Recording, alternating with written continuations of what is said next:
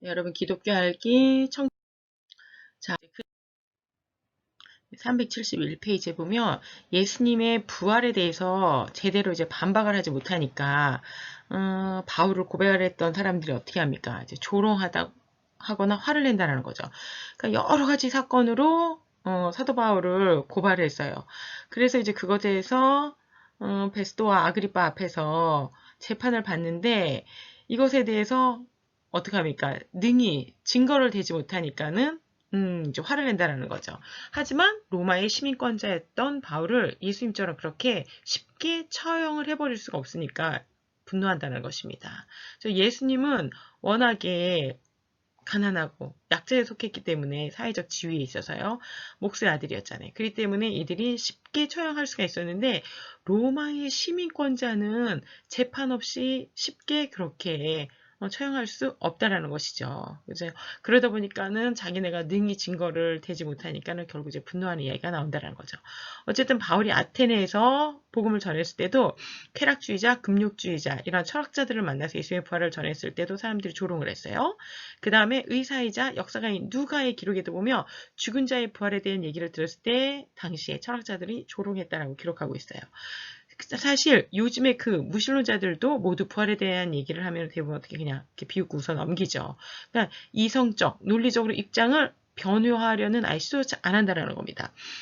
이것은 그냥 하루 이틀 된 게 아니고 예수 그리스도의 부활에 관한 반대자들의 그런 태도가 뭐예요? 첫 번째는 그냥 침묵으로 일관하는 거예요. 그냥 회피하고 묵비권 행사하는 거죠. 그냥 비논증의 카르텔이죠. 그렇죠? 그 다음에 뭐예요? 조롱. 그냥 계속 조롱하면 어떻게 해요? 논증 자체가 안 되잖아요. 반논증이 되는 거죠. 그렇죠? 그 다음에 화를 내면 어떻게 있어요? 그것도 역시 논증이 될 수가 없죠. 합당한 토론 혹은 재판의 태도가 될 수 없음에도 불구하고 예수 그리스도의 부활이라는 그러한 역사적인 사건이 앞에 놓이면 2000년 동안 지금 나오는 그러한 반증의 카르텔은 대부분이 뭐예요? 침묵하거나 회피하거나 조롱하거나 분노하거나 이러한 그러한 카르텔을 보이기 때문에 제대로 된 그러한 논증과 반박이 이루어지지 못하고 있다는 거죠. 네, 이제 375페이지 21장 들어갑니다. 제임스 카메론 감독과 예수의 잃어버린 무덤에 관한 얘기죠. 이제 학생들이 제임스 카메론 감독의 예수의 잃어버린 무덤을 시청을 하자. 카메론 감독은 예수의 부활을 반박하는 20분 분량의 유명한 영상을 만들었다. 그러니까 그 반대 영상을 우리가 봐야지 형평성 잃어버리지 않으니까 반대 영상을 보자 이렇게 얘기를 합니다. 이 내용은 뭐냐면 이제 1970년대 이래로 예루살렘 근처에 수백 개의 그런 돌무덤들이 발견되었고 그 안에 수천 개의 석회석 유골함 정도 발견되었습니다. 이것들은 1세기 무렵 이스라엘에서 관으로 사용되던 그러한 석회석 유골함들인데 그 중에 하나의 돌무덤에 10개의 유골함이 있었고 그중 6개의 유골함 위에 글이 새겨져 있었는데 새겨진 글들이 다 그 복음서에 나온 이름들과 관련되어 있는 그러한 거라는 거죠. 그래서 그것이 나사렛 예수 일가의 무덤이라고 이제 제임스 카메론이 주장을 한 겁니다. 심지어 이제 고고학자들도 그것을 확신했고 이처럼 예수 일가와 동일한 이름이 한 무덤에서 발견될 확률은 아까 몇 개라고요?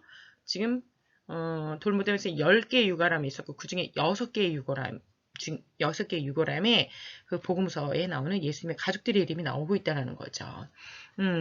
이렇게 한 무덤에서 발견된 확률은 600분의 1이다 이렇게 얘기를 하면서 드디어 예수의 유골이 발견되었으며 예수의 무덤이 이제 결코 빈 무덤이 아니다. 이제 이렇게 제임스 카메론 감독이 주장을 한 겁니다. 이러한 제임스 카메론 감독의 예수 잃어버린 무덤이라는 영상은 예수가 부활했다고 주장하는 그리스도에 대해서 매우 아주 그럴듯한 반박으로 보인다는 거죠. 그러니까 지금까지 침묵 내지는 조롱으로 일관해왔던 것과는 다르게 제임스 카메론 감독은 지금 예수의 잃어버린 무덤을 내가 찾아냈다. 그리고 그곳에 예수의 뼈, 유골도 있다라고 이제 주장을 하고 있는 거죠.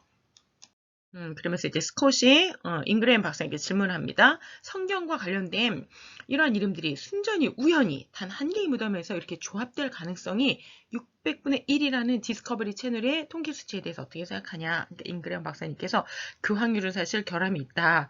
이 통계는 믿을 수 없는 통계라는 거죠. 확률적 결함이 있다. 그래서 두 번째 특히 또 하버드 출신의 윌리엄 데버와 같은 아주 유명한 그러한 무신론자들 를 비롯한 많은 무신론자들도 그 영상의 역사적인 근거를 신뢰하지 않는다. 이렇게 이제 스콧이 얘기를 해줍니다.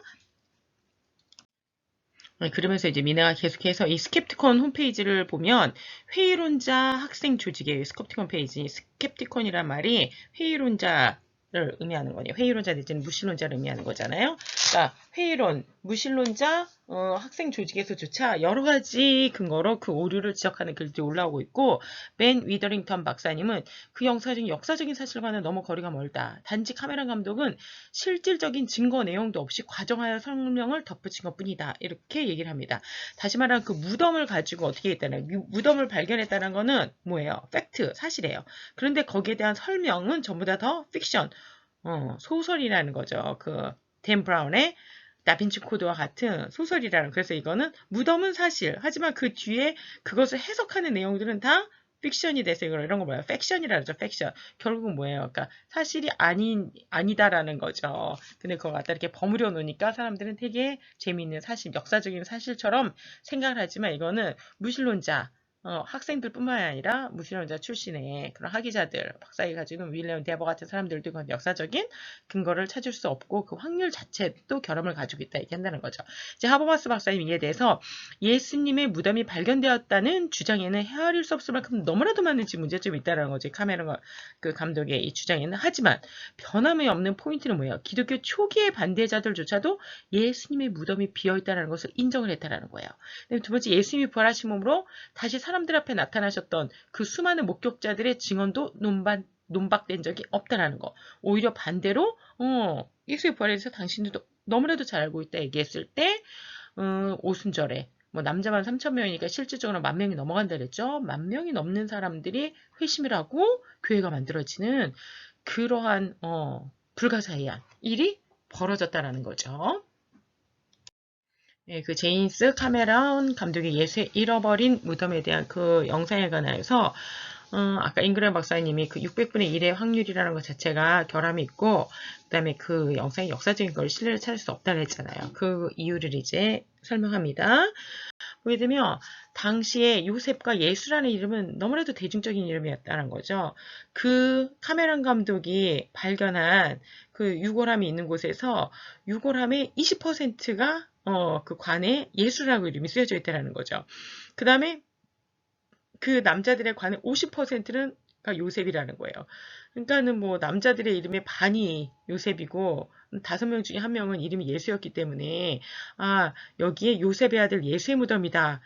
이게 그의 유골함이다. 이렇게 쓰여있다 할 때 그 요셉과 그 예수가 우리가 알고 있는 복음서에 나오는 예수 그리스도라는 것을 그걸로 확신할 수가 없다는 거죠. 그리고 이제 거기 같이 있던 마리아라는 또한 유골함이 있었는데 그 마리아라는 거 역시 이스라엘에서는 아주 가장 흔한 이름, 우리말로 하면 옛날에 갑돌이와 갑순이처럼 너무나도 흔한 이름, 그러니까 50%도 더 넘어가는 한 7, 80% 이상을 넘어가는 흔한 이름이기 때문에 여기 요셉도 있고 예수도 있고 마리아도 있으니까 이게 예수의 가족묘다 이렇게 얘기할 수가 없다는 거죠. 더군다나 막달라 마리아와 관련된 초기의 역사적인 자료나 관련 무덤은 하나도 없다. 그러니까 지금 제임스 카메론 감독은 뭐예요? 막달라 마리아와 예수가 결혼을 했고 요셉의 아들 예수님이 결혼을 했고 그래서 자식들이 나왔고 그 자식들도 이 유골함에 이제는 있는 그 유골들이 예수님의 그 가족들의 무덤이다라고 이렇게 하라는 거죠. 그다음에 거기에 이제 DNA 검사 결과 역시 유골들 사이 어떠한 가족관계를 규명해주고 있지 못하다는 겁니다. 그다음에 사료들을 보면 어떻습니까? 예수님이 결혼했거나 자손을 낳았다는 역사적인 사료들이 아예 전무하다라는 거죠. 그죠? 그다음에 요셉의 아들이라고 알려졌으나 예수님은 그렇게 불리지 않고 있죠. 그죠? 메시아 내지는 랍비, 그렇죠? 유대인의 왕 이런 식으로 불려주고 있기 때문에 아니면 메시아 구원자 이렇게 불려주고 있잖아요. 그다음에 예수님을 기리는 사람들이 예수님의 무덤을 만들면서 요셉의 아들, 딸랑 이렇게 쓸 가능성은 없다라는 거죠.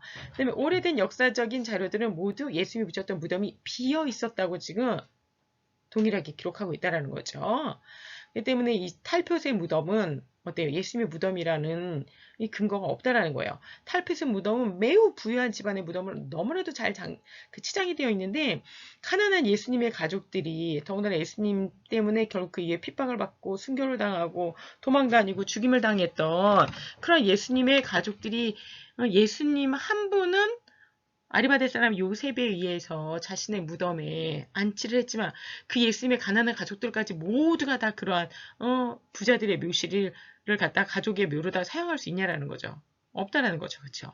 더군다나 탈피옷의 무덤은 예수님의 부활로 사람들에게 나타나셨다는 사실. 그렇죠? 많은 목격자들이 있다 그랬죠?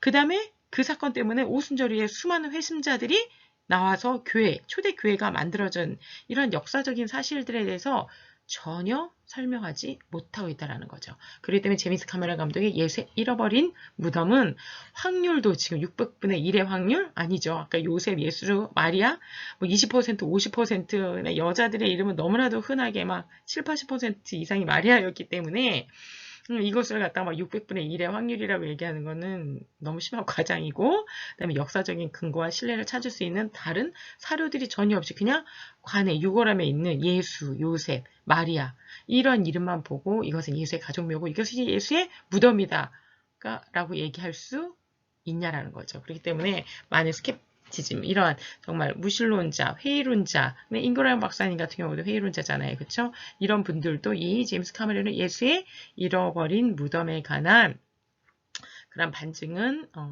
신뢰하지 않는다라는 거죠. 예, 로렌이 이제 카메론 감독의 영화가 뭐 사실과 일치하지 않는다 할지라도 그래도 부활을 과학적으로 설명하고자 시도하지 않았냐. 어쨌든 DNA 검사도 하고 그랬다는 데는 의미가 있다. 이렇게 생각한다. 어쩌면 부활이라는 것이 그런 개념 자체가 오래전 아주 이교도 사회에서 유행했던 그러한 신화들에서 출발된 것일지도 모르지 않냐. 이렇게 물어봅니다. 즉 예수의 부활도 미래 종교, 신비 종교, 그러니까 영지주의라 그랬죠. 그러한 신비적인 영지주의, 미스테리어스한 그런 릴리저스라 그래요. 그렇죠? 그런 종교에서 유래했을 가능성이 있지 않느냐 이렇게 물어봅니다. 그러니까 안드레아가 그러나 문헌적 사실은 이교도 종교의식 설명하기 위해서 기독교 용어를 차용하여 쓰고 있었다. 오히려 그쵸? 이교도가 자신들의 그 종교의식을 설명하기 위해서 기독교 용어를 차용하여 쓰고 있었다라는 것을 보여준다. 부활 등의 기독교적인 그러한 단어들은 이미 1세기 기독교가 사용하고 있었던 것을 2, 3세기에 이교도의 신들에게 아주 무비판적으로다가 적용되어서 마음대로 사용되고 있는 것을 볼 수 있다는 거죠. 이러한 연대학적인 역사학적인 근거에서 살펴봐도 초기 기독교가 이교도들 미래 종교에서 영향을 받았다는 증거가 없다라는 거죠. 오히려 반대로 그렇죠? 기독교는 1세기와 그 이전에 사용했던 것을 이교도 소위 미래 종교, 신비 종교, 영지주의에서는 2세기, 3세기가 돼서야 사용하고 있다는 거. 그래서 그 문서학이나 역사적인 근거에 따르면 오히려 반대라는 것을 알 수 있다는 거죠. 이것을 미나는 게다가 지금 사도 바울은 유대교의 엄격한 유일신 전통에서 성장한 가마리엘 학파 출신이잖아요. 그러니까 그 당시 최고 엘리트 교육을 받은 유대교 엘리트 교육을 받은 사람이란 말이에요. 이런 가마리엘 학파 출신의 바울이 이교도들이 종교에서 그런 무언가를 빌려다가 사용했을 가능성은 오히려 전혀 없다라는 거죠. 그래서 예수님의 부활, 그 다음에 사망과 부활은 특정한 시공간 안에서 역사적으로 발생한 사건, 주 33년에 발생한 사건이라는 점, 이것을 자꾸 그냥 회피한 채 얘기를 하면은 전혀 얘기가 이루어질 수 없다라는 거죠. 토론이 되지 않는다는 것입니다. 예, 이어서 브렛이 크리셔 브레이크의 그 질문을 인용을 합니다.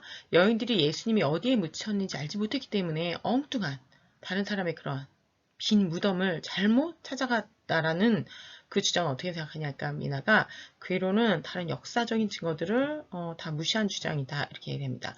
윌리엄 브레인 크레이크 박사를 인용하면서 만약 부활이 여인들이 저지른 터무니없는 실수나 착각에서 비롯된 것이라며 기독교의 정들은 그저 예수가 여기에 좀 묻혀있다라고 정확한 무덤의 위치를 밝히거나 심지어 시체를 발굴해서 사람들에게 그쵸 시체를 발굴하기가 어렵지 않다 그래서 돌무덤만 굴리면 바로 시신을 볼 수 있는 그러한 오픈되어 있는 묘처럼 말하자면 그렇죠 우리의 개념으로 보면은요 그러한 동굴묘기 때문에 그냥 사람들이 보여주면 모든 문제가 그냥 그 즉시 해결된다는 거죠.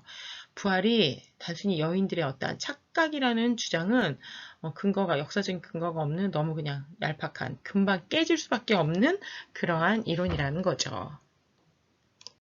그럼 계속해서 만일 여인들이 잘못된 무덤을 찾은 것이라면 그 이외의 남자들, 그쵸? 다른 유대인 제자들, 그다음에 로마 병사들, 그거 지키고 있던 로마 병사들도 무덤을 모두가 다 잘못 찾아갔다고 지금 엉뚱한 무덤을 지키고 있었다는 얘기잖아요. 근데 말이 안 된다는 거죠. 심지어 그런 무덤을 그 예수님의 부활을 갖다가 도운 천사들도 무덤을 잘못 찾아간 것으로 봐야 된다. 이렇게 코미카 얘기하죠. 잘못된 무덤을 찾아간 것이라는 주장은 바울, 야고보, 그다음 그 이후에 여러 사람들이 갑자기 전혀 예상하지 못했었는데 10,000명이 넘는 사람들이 회심을 했단 말이에요. 도대체 이거를 어떻게 설명할 수 있냐라는 거죠.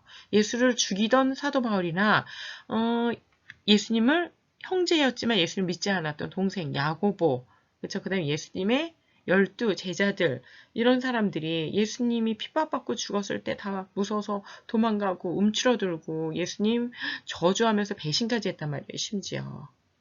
그렇죠? 더군다나 예수님을 대부분의 일반 대중들은 뭐였어요? 예수님을 죽여라, 죽여라, 죽여라. 우리가 원하는 메시아가 아니니까 죽여라, 죽여라.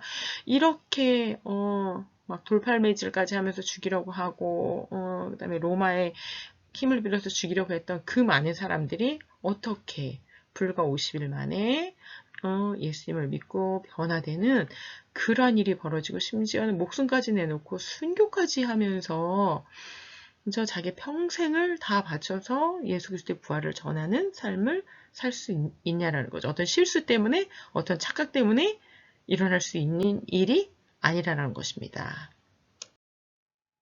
브레이스의 친구 이제 찰스가 의문을 또 제기하죠.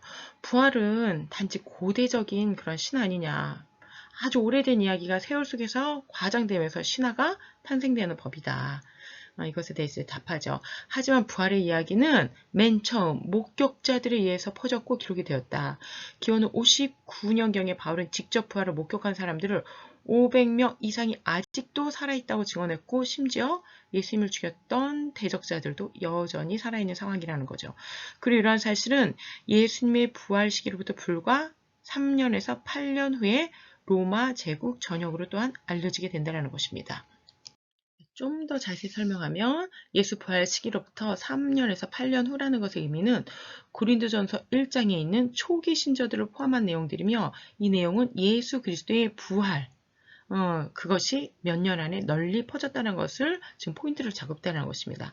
변증학자인 하버박스 박사님은 이들 초기 신조들은 기원 후 30에서 50년 사이에 예수님과 관련된 기록들을 포함하고 있다. 다시 말하면 예수님이 죽고 나서 3년에서 8년부터 50년 사이에 구전되어져 있던 그것을 기록으로 남겼다는 거죠. 그러면서 사실상 그 신조들은 신약성경 기록 이전의 원자료, 다시 말하면 구전자료, Q자료라고 해야지 학자들은요. 구전자료이며 예수님의 삶에 대한, 그쵸? 예수님의 삶과 죽음, 부활에 대한 사실상 현재까지 알려져 있는 가장 최초의 자료라고 할 수 있다라고 학자들은 주장하는 것이죠.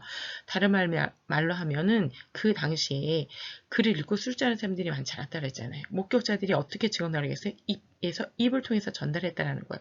구전자료라는 거죠. 즉 목격자들의 증언에 의한 원자료, 문서 이전의 그러한 목격자 자료가 소위 말해가지고 3년, 8년에 이미 로마 제국의 여러 곳으로 퍼져나갔다라는 게 성경과 그 다음에 고대 문서들의 증언이라는 거죠. 그리고 그것이 또 어디에 들어가 있다는 거예요? 고린도전서 1장과 같은 초기 신조, 초기 신앙 고백, 그 안에 지금 그대로 들어가 있다는 것을 얘기하는 것입니다.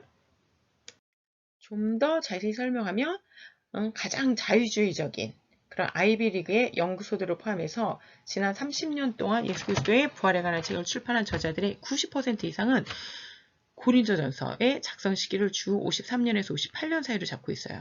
그러니까 바울이 그 책의 실제 저자이면서 또한 그것을 주 53년이니까 예수님 죽고 몇 년이 되는 거예요. 한 20년가량이 지난 거죠. 그때부터 신약성경이 이제 활발하게 문서화되는 시기거든요. 그러니까 고린도전서 15장 3절에서 5절에 기록된 초기의 신앙 고백, 이것은 사도 바울이 뭐라고 하면 내가 받은 것을 먼저 너에게 전했고, 그리고 이것은 바로 성경, 구약 성경의 예언대로 그리스도께서 우리 죄로 죽으시고 장사 지는 바 되셨다가 성경대로 삶 안에 다시 살아나사 게바에게 보이시고, 게바는 여기서 베드로예요. 게바, 베드로 똑같은 이름이에요. 그러니까 하나는 유대인, 하나는 헬라식 이름이에요. 게바에게 보이시고 후에 12제자에게 그 후에 500의 형제에게 보이셨다라는 거. 그것을 내가 듣고 또한 그것을 너희들에게 그대로 전하고 또한 나도 예수를 부활하신 예수를 후에 만났다. 이것을 지금 사도 바울이 기록하고 있다는 거죠. 네, 이제 잉그레엄 박사님이 그럼 제자들은 환각에 의해서 실제로 존재하진 않는 어떤 것을 보았다고 생각할 수도 있는 것 아니냐. 다시 말해 집단 환각설 내지는 망상설이 되는 거죠. 이것을 이제 미나가 답합니다. 환각이라는 것은 개인들의 과거 경험이나 무의식과 관련 있는 현상이다. 여러 사람이 동시에 같은 환각이나 망상을 경험한다는 건 불가능하다. 환각이 일어나는 시간과 장소, 그쵸, 이런 게, 그쵸, 어떤 개인에게 귀속이 되고 상당히 제한되어 있다는 거죠. 그러나 환각이 일어나기 위해서 충족돼야 할 요소가 지금 보게 되면 예수님께 적용이 되지 않는다는, 예수 그리스도의 부활사건에 적용되지 않는다는 거예요. 예수님이 공개적인 자리에 사람들 앞에 여러 번에서 나타났다는 거죠. 예수님의 목격자들은 다양한 배경과 다양한 연령대, 다양한 직업과 다양한 계층의 사람들이 둘러서 심리학자들은 이런 정황으로 볼 때 예수님을 목격한 사람들의 그러한 증언은 실제로 존재하는 것이며 실제로 존재하는 대상과 접촉했다고 보는 것이 타당하다고 얘기한다는 거죠. 다시 말하면 예수 그리스도의 부활에 관한 집단 환각은 현실적으로 불가능하다고 심리학자들이 얘기하고 있다는 것입니다. 네, 잉그레임 박사님이 이나의 그러한 심리학적인 답변에 대해서 기독교만이 유일한 길이라고 생각하는 것은 편협하고 강신적인 생각 아니냐 이렇게 대답을 하면서 로렌이 이제 다시 질문을 합니다.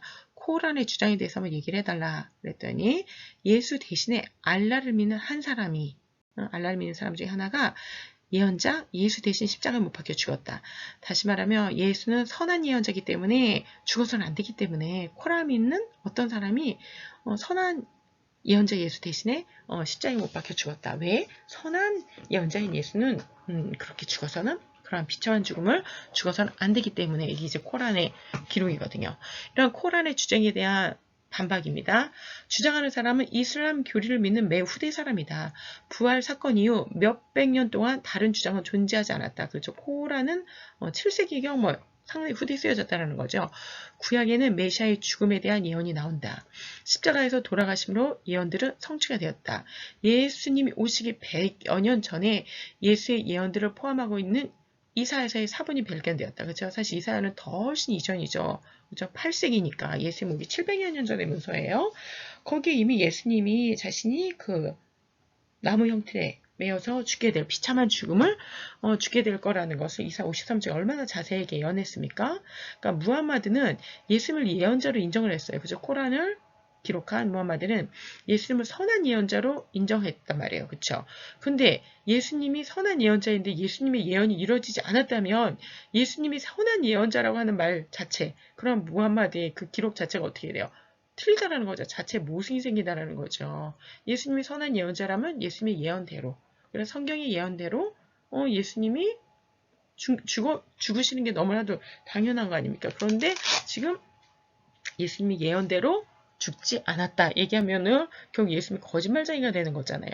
예수님을 선한 예언자라 해놓고 예수님은 자신의 예언을 이루지 않았다? 그럼 예수님은 선한 예언자가 아니고 거짓말쟁이가 되는 거기 때문에 이러한 코란의 증언은 자체 모순이 생긴다는 거죠. 그래서 사실상 이러한 주장은 그리스도인들도 받아들일 수 없는 주장이죠. 당연히 예수님 대신 다른 사람이 죽었다고 얘기하니까. 그 다음에 이슬람교도들도 사실 엄밀하게 따지면 이거 받아들일 수 없는 주장이죠. 왜요?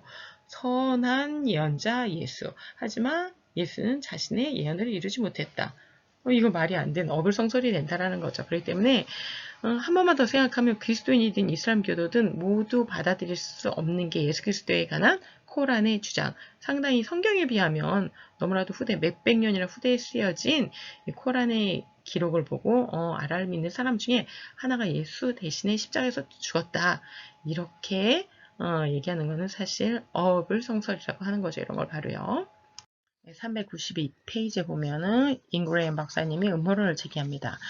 비록 제임스 카메론 감독의 그러한 예수 그리스도의 그 무덤에 관한 영상에 완전히 동의하진 않지만 마태복음에 보면 무덤을 지키던 경비병들이 대제사장들에게 있었던 일을 말하자 대제사장들은 뇌물을 주면서 예수의 시체를 제자들이 훔친 거라고 시킵니다. 그리고 기원 후 130년경에 졌을 때 저스틴 마터의 트리퍼와의 나눈 대화에 보면 우리가 십자가형에 처한 갈릴리 출신의 한 사기꾼인 예수라는 자의 시신을 그의 제자들이 야밤을 타서 훔쳐 그가 죽은 자들 가운데 다시 살아나 하늘로 승천했다고 사람들을 기만했다라는 기록이 있다. 즉 제자들이 음모를 꾸며 예수님의 시체를 훔쳐내놓고 예수께서 부활했다라고 그렇게 유포했다라는 것입니다. 이것이 바로 음모론입니다. 이에 대해서 이제 역사가 유세비우스를 미나가 이제 인용을 하죠. 복음의 실증이라는 그 유세비우스 3세기 역사가예요. 복음의 실증이라는 책에 보면 아무리 완벽한 음모도 성공할 수가 없다는 것을 유세비우스가 아주 완벽하게 반박했다라는 거죠. 음모는 언젠가는 다 와야 되고 음모를 꾸민 사람들이 압박감을 견디지 못하고 결국은 자백을 하게 돼 있다. 호롱이 나게 돼 있다라는 거죠. 게다가 기독교를 핍박하고 기독교인들을 죽이는 로마 시대에 사실상 그런 음모를 꾸밀 이유가 전혀 없기 때문에 이거는 너무나 불가한 추측이다 얘기합니다. 자, 유세비우스의 풍자를 한번 읽어보도록 할게요. 여러분 393페이지예요. 자, 이제 우리가 머리를 맞대고 우리가 결코 보지도 못한 기적들과 부활의 이야기를 한번 만들어 보세나. 이 빗물은 우리 모두를 죽을 때까지 지켜야 하네. 아무것도 아닌 것을 위해서 우리가 죽자고. 아무 이유 없이 채찍질 당하고 고문당하는 게 싫을 이유라도 있나? 이제 온 나라들로 가서 우리의 제도와 신상들을 뒤엎자고. 온 나라로 가서 그들의 제도와 신상들을 뒤엎자고. 비록 아무도 우리 말을 믿지 않는다 해도 우리들은 기만한 대가로 우리는 만족스러운 만큼 큰 벌, 뭐예요? 순교, 뭐 조롱, 핍박 이런 거를 받을 수 있다. 이렇게 되게 풍자적으로 유세비우스가 얘기를 하고 있습니다. 네, 그럼 다시 말하면 이 부활의 이야기는 종교 마케팅의 차원에서 볼 때 마케팅의 효과가 전혀 없다라는 거죠. 그쵸? 오히려 그냥 예수님을 성인으로 만들어서 그런 성인의 무덤이나 박물관으로만 그냥 납둬도 심지어는 뭐예요? 그게 훨씬 더 사람들에게 인기가 있다라는 거죠. 훨씬 더 그 당시에 사람들이 왜 우상, 그 무덤을 숭배하는, 무덤을 박물관으로 만들어서 그런 숭배하는 문화가 무지 강했기 때문에 종교 마케팅 차원에서 본다면 그냥 예수님의 무덤을 그냥 잘 보존하면 되는데 굳이 왜? 그쵸?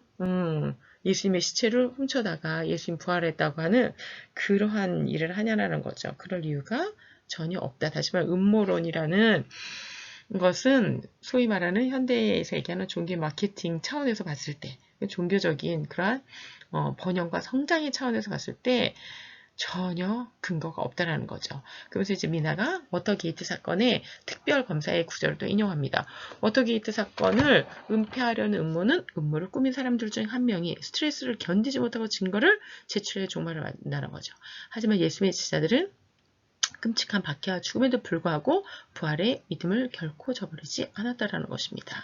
워터게이트 사건은 뭐냐면, 그러니까 1972년에 그 닉슨 대통령이 상대방의 그 선거본부에 침입하여 도청장치를 하려다가 발각돼 가지고 결국은 닉슨 대통령이 대통령자리에서 물러나는 그러한 일이 벌어졌을 때 그때 워터게이트 사건에 같이 연루되어 있던 그 닉슨 대통령의 부하들이죠, 말하자면 다 같이 이 음모를 작당을 했는데 결국 스트레스를 견디지 못하고 결국 그것을 말하게 되어가지고 결국은 다 알게 되고 재판을 받게 되는 그러한 사건을 얘기하는 것입니다. 네, 다시 음모론이 제기되니까 제시카가 이제 그러면 예수님의 제자들이 예수님의 시신을 훔치는 게 가능하냐 이렇게 물어봅니다. 그러니까 자네시 아마도 처형을 집행하라 힘든 의사들이 모두 골아떨어지지 않았을까 이렇게 대답을 하죠. 그러니까 패터슨 교수님이 로스에서 얘기했다고 해서 얘기합니다. 로마의 병사들의 훈련은 매우 훈련이 강했다. 마치 미 해군 특전 부대보다도 더 엄해면 엄했지 약하지 않을 것이다. 이렇게 얘기를 하면서 힘든 병사들이 모두 걸어 떨어진 틈을 타서 어부들이 봉인을, 그죠? 무덤에 봉인되어 있는, 그죠? 로마에서 봉인한 봉인을 몰래 파기하고 예수님의 시신을 다른 곳으로 옮기는 것은 실질적으로 가능하다? 불가능하다? 네, 여러분 어떻게 생각하세요?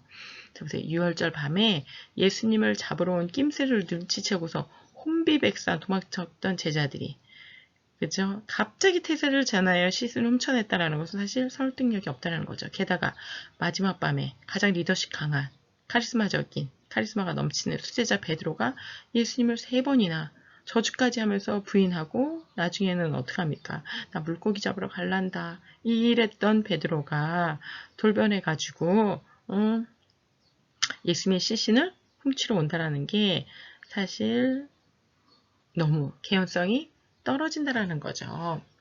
더군다나 여러분 그 병사들이 혼자 지키는 게 아니고 4명이 사주 경계를 하고 있을 뿐만 아니라 뭐 유대인이 지켰다면 10명 다니게 된다 그랬잖아요. 게다가 미리 뭘 받았어요. 미리 너희들이 예수의 제자들이 시신을 훔치러 올 수 있으니까 너희들 특별히 더 특별 경계를 하라라고 명령을 받았는데 예수님의 그 오합지졸의 제자들이 그런 병사들을 뚫고 그 인봉까지 뚫고 돌무덤을 굴려가면서 시신을 훔쳐내는데 병사들은 그런 일이 벌어지는데 모르고 깊은 잠만 빠져 있었다. 개연성이 너무 떨어지죠. 어쨌든 잉그람 박사님은 아무리 대단한 특전부대라도 그저 피곤하면 긴장이 풀려서 눈꺼풀이 천하보다 무겁기 때문에 잠들 수밖에 없는 거 아니냐 이렇게 반박을 하십니다. 네, 그러자 이제 우리 변호사 지망생이 미나가 얘기하죠. 그러면 목격자 진술은 어떻게 하실 겁니까? 재판에서 가장 중요한 것은 결국 목격자 진술인데 부활하신 예수님이 야고보나 도마나 바울에게 나타났다고 동일하게 진술이 되어 있고 나중에는 500명이 넘는 목격자들, 다시 말해 이 500명은 남자들의 숫자라 그랬죠. 여자랑 아이들까지 카운트하게 되면 한 2,000명 정도 되는 보통 이제 남자들이 갈 때 절기나 행사 때 아이들을 데리고 다니고 온 가족 이동을 하는 그런 유대인들의 풍습으로 본다면은 사실 수천 명이 된다는 거죠. 수천 명이 넘는 목격자들이 나타났다는 이 진술. 그 다음에 제자들이 시신을 훔쳐갔다면 수인은 도대체 왜 남겨놓냐는 거죠. 그래서 하얀 세마포로 시신을 싸가지고 놔두는 게 그곳의 장례문화인데 훔쳐가면서 그러면 수인은 다 납두고 개켜놓고 그럼 예수님을 어떻게 훔쳐가냐라는 거죠. 사실 음모론으로서 설명이 불가능한 것이 바로 이 정황 증거와 함께 목격자 진술이라는 것입니다. 잉그레어 박사님이 결국 어떻게 했습니까? 그냥 너털 웃음으로 토론은 마무리가 됩니다. 자네는 틀림없이 훌륭한 변호사가 될 걸세 하면서 너털 웃으시는 거죠. 그러니까는 학생들이 잉그레어 박사님 바라보고 이렇게 뭔가 스콧이나 브레시나 이런 친구들이 뭔가 반론을 제기해 주기를 기다렸던 학생들이 오히려 이제 반대로 패터슨 교수님이 부활절에 자신들을 초청했는데 잉그레어 박사님도 저희와 함께 가시죠 하면서 이제 부활절로 초청하자 더 큰 너털 웃음으로 웃으시면서 결국 이 음모론까지 제기하셨던 이 토론이 마무리가 됩니다. 네, 부활절, 초실절이라 그랬죠, 그렇죠? 네, 부활절, 초시절을 맞아서 잉그레엄 박사님 가족과 8명의 학생이 교회에 참석을 합니다. 그때 이제 마침 게리 하버마스 박사님이 그 부활절 연사로 나오셔서 강의를 하시죠. 특히 예수님의 신성과 부활을 최소한의 증거로 증명하겠다고 말씀하십니다. 그러면서 신학적인 확신과는 상관없이 거의 모든 학자들이 예수님과 그 제자들에 대한 진술에 동의한다고 설명을 하세요. 제가 이제 강의 자료 첨부해 놓은 거 4가지 요약되어 있거든요. 그것도 꼭 참조하여서 보시기 바랍니다. 네, 그러면서 이제 신학적인 견해와 상관없이 거의 모든 학자들이 동의하는 것을 짧게 여기서 12줄로 요약을 하십니다. 예수님이 로마의 십자가 처형을 당하셨다. 다시 말해 십자가 처형으로 죽으셨다는 거죠. 두 번째, 개인 소유의 무덤에 장서되었다. 세 번째, 예수님의 처형 이후에 제자들은 희망을 잃고 낙담하고 좌절했다. 네 번째, 예수님의 무덤은 장사 지낸 뒤 얼마 지나지 않아 빈 채로 발견되었다.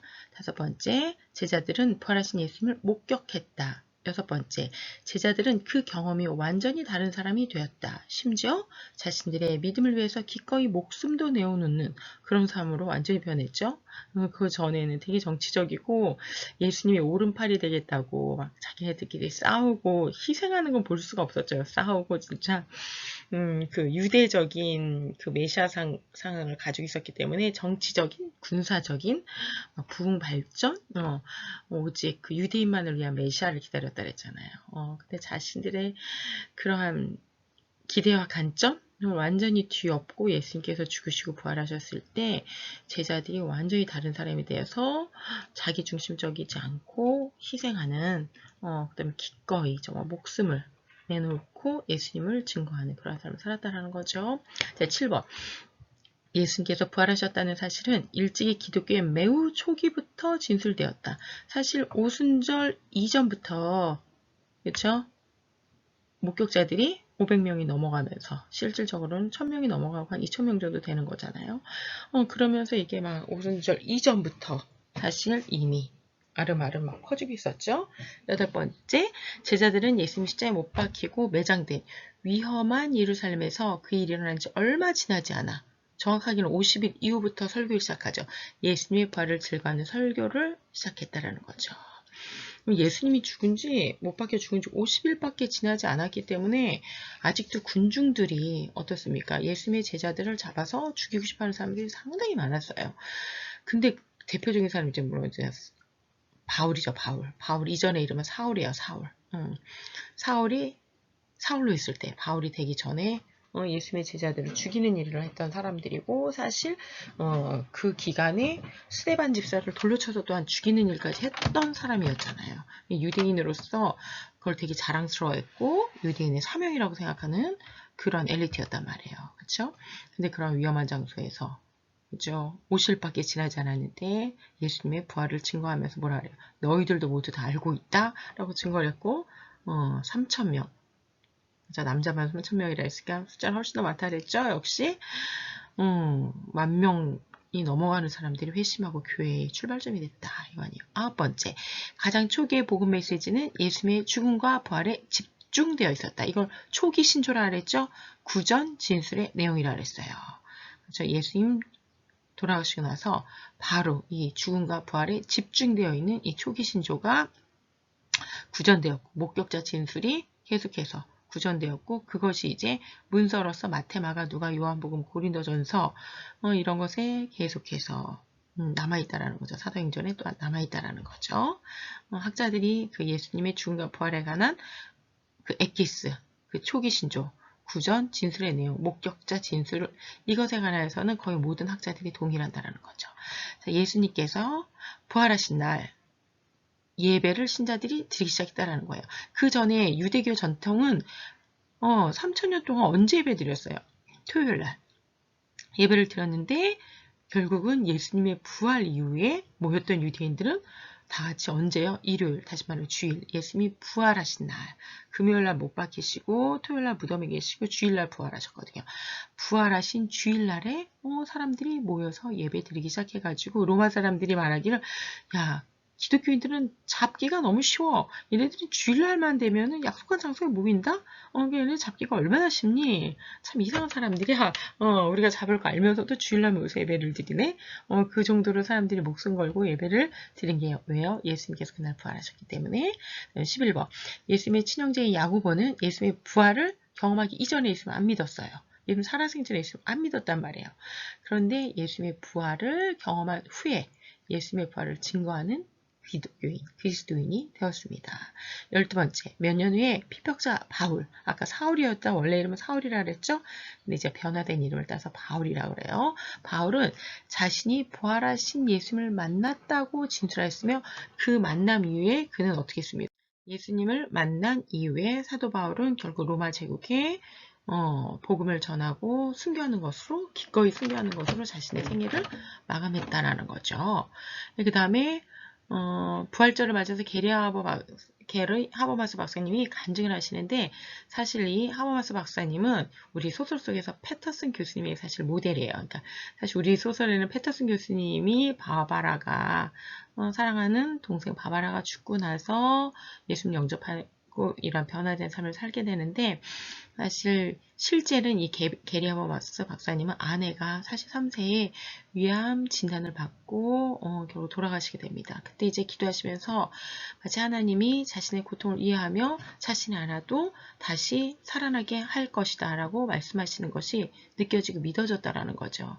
그렇기 때문에 아내의 죽음을 여기 지금 사진에 있는 것처럼 부활을 믿기에 아내의 장례식을 완전히 다른 의미로 받아들일 수가 있었다. 예수님의 부활을 약속으로 기꺼이 견뎌낼 수 있었다라는 것입니다. 만약에 예수님의 부활이 약속이 없었다면 견뎌내지 못할 것이다.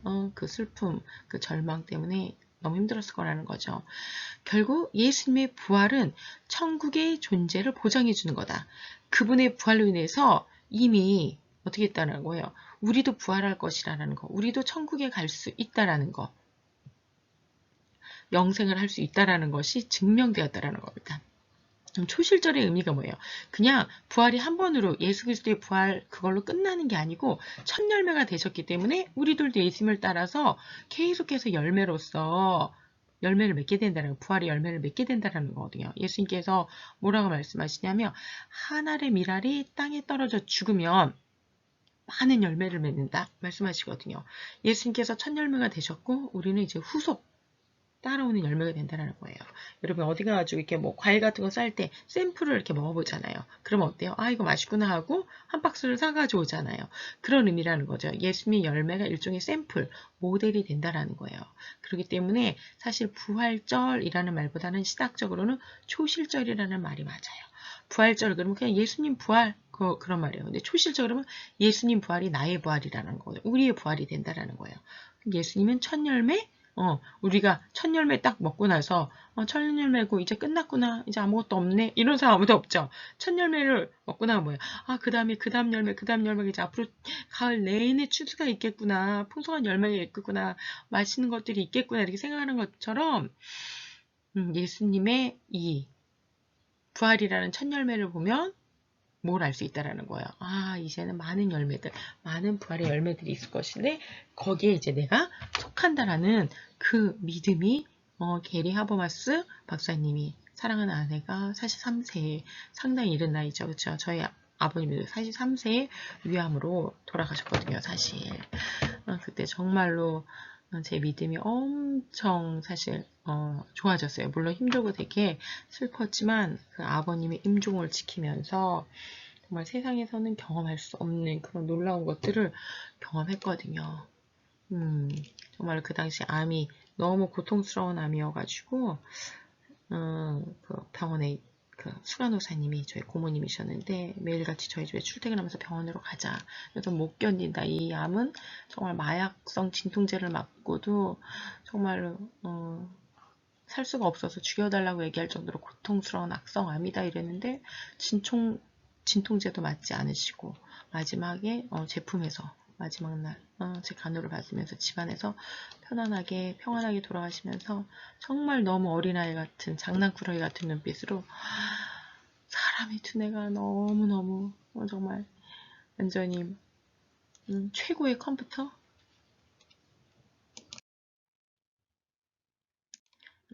최첨단 컴퓨터하고조차도 비교가 되지 않는다. 막 너무 아름답고 너무 정교하다. 막 이렇게 돌아가기 전에 정말 너무 어린아이 같은 초롱초롱한 눈빛으로 그 말씀을 하시고 고맙다, 미안하다 막 이렇게 하시고 마지막에 내 제품에서 돌아가셨는데 정말 그 모습을 평생 잊을 수가 없어요. 너무 어린아이 같고 너무 그 뭐라고 표현할 수 없는 초롱초롱한 아름다운 정말 그러한 모습으로 암투병을 하시다가 돌아가셨는데 그 모습이 정말 몇십 년 동안 신학 공부한 것 이상의 사실은 저에게는 그 아버지 그 하늘나라 가시는 모습을 보면은 그 아버지와 이별은 너무 슬프지만 곧 만나겠구나 라는 것을 아버지의 그 눈빛에서 그 목소리에서 너무나도 확실하게 보았기 때문에 정말 여러분들이 이 죽음에 관하여서 그 사랑하는 사람을 특히 잃어버린다는 거, 사별한다는 거 되게 힘들고 슬픈 거잖아요. 근데 그 안에서 정말 많은 것들을 배우게 돼요. 반대로 스탈린은 어땠습니까? 스탈린이 죽는 모습을 그의 딸이 보고 정말 그렇게 기독교인들을 몇 천만 명을 막 죽인 사람 아니에요. 그렇죠? 근데 그 딸이 보고 미국으로 망명해요. 너무 끔찍했다. 너무 무섭고 아버지의 죽음에서 정말 악마를 보았다. 딸이 그렇게 얘기를 하거든요. 그런 죽음이 얼마나 비참합니까? 여러분 그러한 삶을 살며 그쵸? 정말 죽을 때 천사처럼 죽는 사람이 있지만 죽을 때 정말 악마처럼 죽는 너무 끔찍하고 너무 비참한 정말 딸조차 너무 무서워서 지켜볼 수 없는 가족들조차 그러한 삶을 살면 안 되겠죠. 여러분 모두가 다 예수님 안에서 이 로렌이 예수님을 영접하고 싶다고 생각을 받고 예수님을 영접하거든요. 그리고 패터슨 교수님이 결국 그 모습을 보고 감사의 눈물을 흘리시거든요. 여러분 예수님이 부활을 믿는다라는 것은 새로운 삶의 시작이에요.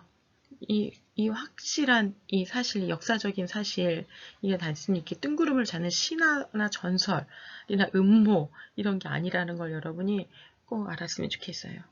여러분이 영적인 차원에서 아직도 BC, Before Christ, 예수님 2000년 전에 오시고 부활 승천하시고 다시 오신다 그러셨거든요. 근데 여러분이 계속 BC에 살고 계시는 혹시 않습니까? 우리가 지금 2020년이잖아요. 그런데 영적으로는 Before Christ 시대에 살 수 있다라는 거죠. 그죠? 하지만 여러분이 정말 주님과 함께 진짜 AD 2020년에 살기를 간절히 바라고 소망하고 정말 기도합니다. 여러분들이 주님 안에서 AD에 사시고 그리고 정말 영원한 천국을 아버지의 나라에서 주님의 나라에서 영광의 나라 빛의 나라에서 영원한 생명으로서 살아가는 그러한 저와 여러분이 되기를 간절히 바랍니다. 하나님께서 인간을 만드실 때 그냥 잠깐 살다가 가는 100년, 150년 아니면 120년까지 살 수 있다고 하죠. 아니면 7, 80년 보통 그렇게 살다 가는 존재로 만들지 않으시고 워낙에는 영생하는 존재로 만드셨다라는 거. 하지만 정말 마귀의 꼬임에 빠져서 하나님을 아버지로 부인하고 배신하는 그 인간의 역사가 있잖아요. 지금도 마찬가지죠. 그렇죠? 하나님보다는 그냥 내 생각 아니면 세상의 방법 아니면 마귀가 좋아하는 그런 것들이 얼마나 쉽게 사람이 속아 넘어갑니까? 그렇죠? 정말 우리가 원하는 선은 행하기가 참 힘들어요. 원치 않는 악은 우리가 거짓말 누가 안 가르쳐줘도 하잖아요. 그렇죠? 자기 중심적으로 생각하잖아요. 항상 자기 중심적으로 합리화가 자동으로 되죠. 자동. 그렇죠?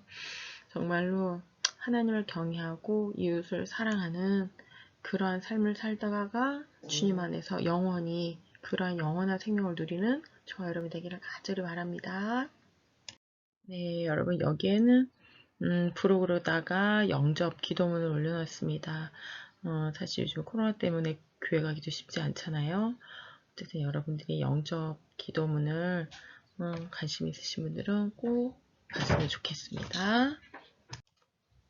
사실 우리의 영혼의 문제는 아무리 사랑하는 가족도 부모도 그쵸? 사랑하는 친구도 해결을 해줄 수가 없잖아요. 그쵸? 우리를 아무리 사랑하고 우리를 도와주고 싶어도 가장 중요한 영혼의 문제는 정말 주님과의 관계 속에서 해결이 되거든요.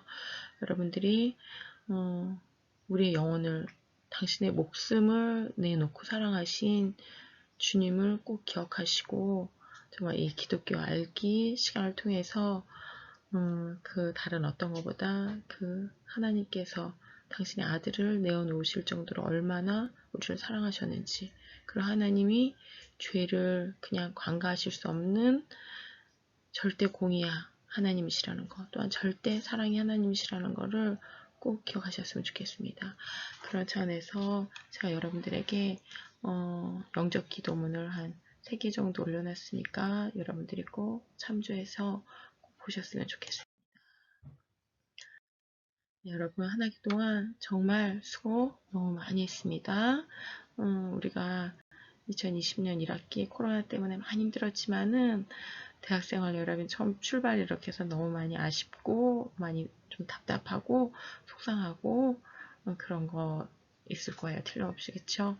그럼에도 불구하고 이 한 학기 그래도 무사히 보낸 걸 감사하면서 여름방학 동안 체력 단련 잘해서 가을 학기에는 정말 건강한 모습으로 캠퍼스 생활 멋지고 알차고 보람되게 그리고 무엇보다 자신의 영혼을 소중히 여기면서 자신의 영혼이 성숙하고 성장되어가는 그러한 2020년이 되기를 간절히 기도합니다. 여러분 정말 수고 많이 했습니다.